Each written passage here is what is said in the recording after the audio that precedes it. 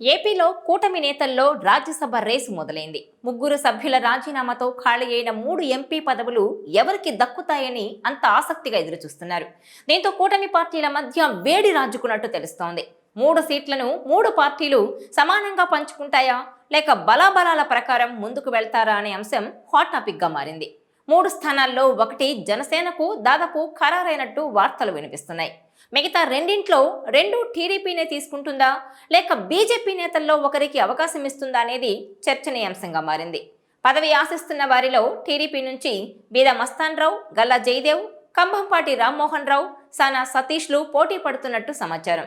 ఇక జనసేన నుంచి నాగబాబు, అలాగే బీజేపీ నుంచి నల్లారి కిరణ్ కుమార్ రెడ్డి బరిలో ఉన్నట్టు తెలుస్తోంది. ఈ క్రమంలోనే జనసేన నుంచి నాగబాబుకు ఆల్మోస్ట్ పదవి ఫైనల్ అయినట్టు సమాచారం. ఇక ఖాళీ అయిన 3 రాజ్యసభ స్థానాల్లో 2 4 ఏళ్లు, 1 2 ఏళ్ల పదవీ కాలం మాత్రమే ఉంది. ఇదిలా ఉంటే మెగా బ్రదర్ నాగబాబుకు ఎప్పటి నుంచో రాజ్యసభకు పంపిస్తారని, అలాగే కేంద్ర మంత్రి పదవి కూడా ఇస్తారని ప్రచారం జరుగుతోంది. ఈ నేపథ్యంలోనే రాజ్యసభ ఎన్నికలకు షెడ్యూల్ కూడా విడుదలవడంతో ఇటీవల ఢిల్లీకి వెళ్లిన పవన్ కూడా ఇదే అంశంపై కేంద్రం పెద్దలతో చర్చించారా అన్నది కూడా ఇప్పుడు హాట్ టాపిక్ గా మారింది. దీనికి తోడు ఢిల్లీలో పవన్ ప్రతినిధిగా జనసేన తరపున ఓ కీలక వ్యక్తిని నియమించాలని అనుకుంటున్నారా? దానికి తన సోదరుడు నాగబాబు కరెక్ట్ పర్సన్ అని పవన్ భావిస్తున్నారా? త్వరలో నాగబాబు కేంద్ర మంత్రి కూడా కాబోతున్నారా అన్న అంశాలు ఇప్పుడు చర్చనీయాంశంగా మారాయి.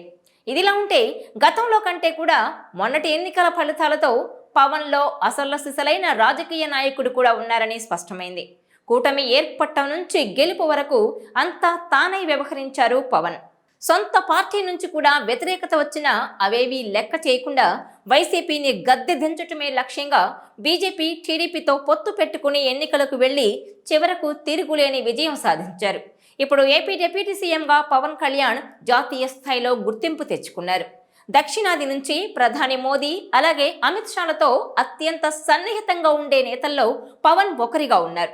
ఎన్డీఏలో బీజేపీకి అతి నమ్మకమైన మిత్రపక్షంగా మారింది జనసేన. అదే సమయంలో పవన్ కళ్యాణ్ కు కూడా మోదీ, అమిత్ షా ద్వయం అంతే స్థాయిలో ప్రాధాన్యత ఇస్తున్నారు. ఇటీవలి పరిణామాలను పరిశీలిస్తుంటే ఆ విషయం స్పష్టమవుతోంది. మహారాష్ట్ర ఎన్నికల సమయంలో బీజేపీకి మద్దతుగా ప్రచారం చేశారు పవన్ కళ్యాణ్. అక్కడ మహాయుతి కూటమి ఘన విజయం సాధించింది.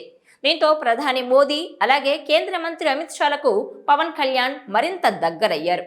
ఆ ఎన్నికల తర్వాత ఢిల్లీకి వెళ్లిన పవన్ కళ్యాణ్ ప్రధాని మోదీ, పలువురు కేంద్ర మంత్రులతో భేటీ అయ్యారు. ఈ నేపథ్యంలోనే ఏపీ అభివృద్ధికి సంబంధించిన అంశాలలో కేంద్రం పెద్దలు పవన్ కు రెడ్ కార్పెట్ వేస్తున్నారు. పవన్ వినతులను వెంటనే పరిష్కరించాలని కేంద్ర మంత్రులకు ఏకంగా ప్రధాని కార్యాలయం నుంచే సందేశాలు వెళ్లాయంటే పవన్ ఢిల్లీలో ఎంత పవర్ఫుల్ గా మారారనే అభిప్రాయం వ్యక్తమవుతోంది. ఈ పరిస్థితుల్లో పవన్ సోదరుడు నాగబాబును రాజ్యసభకు నామినేట్ చేసే విషయంలో పవన్ బీజేపీ మధ్య చర్చలు జరిగినట్టు టాక్ నడుస్తోంది. మొదటి నుంచి జనసేనలో నాగబాబు యాక్టివ్గా ఉన్నారు. పవన్ కు చేదోడు వాదోడుగా ఉంటూ జనసేనకు అంతా తానే నడిపిస్తున్నారు. అయితే మొన్నటి ఎన్నికల్లో అనకాపల్లి నుంచి పోటీ చేయాలనుకున్న పొత్తులో భాగంగా ఆ సీటును నాగబాబు త్యాగం చేయాల్సి వచ్చింది. ఆ తర్వాత టీటీడీ చైర్మన్ పదవి ఇస్తారని, అలాగే నామినేటెడ్ పోస్ట్ వస్తుందని అనుకున్నారు. కానీ అవి కూడా సాధ్యం కాలేదు. తాజాగా నాగబాబును రాజ్యసభకు పంపాలని బీజేపీ పవన్ అనుకుంటున్నట్టుగా ప్రచారం జరుగుతోంది.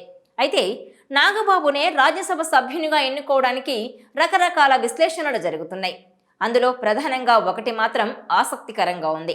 జనసేన తరపున ఢిల్లీలో పవన్ తరపున ఒక ప్రతినిధి ఉంటే బాగుంటుందని బీజేపీ పెద్దలు పవన్ ముందు ప్రపోజల్ పెట్టారట. ప్రతినిధిగా పవన్ అత్యంత సన్నిహితుడు, నమ్మకస్తుడైన వ్యక్తి ఉంటే బాగుంటుందని బీజేపీ సూచించిందట. నాగబాబుకు రాజ్యసభ సభ్యుడిగా ఇస్తే నిత్యం ఢిల్లీలో అందుబాటులో ఉంటారని వారి ఆలోచనట.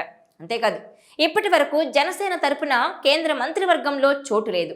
నాగబాబుకు రాజ్యసభ ఇచ్చి కేంద్ర మంత్రిగా అవకాశం ఇస్తే అది కూడా పూర్తి చేసినట్టు అవుతుందని బీజేపీ పవన్ కు సలహా ఇచ్చిందట.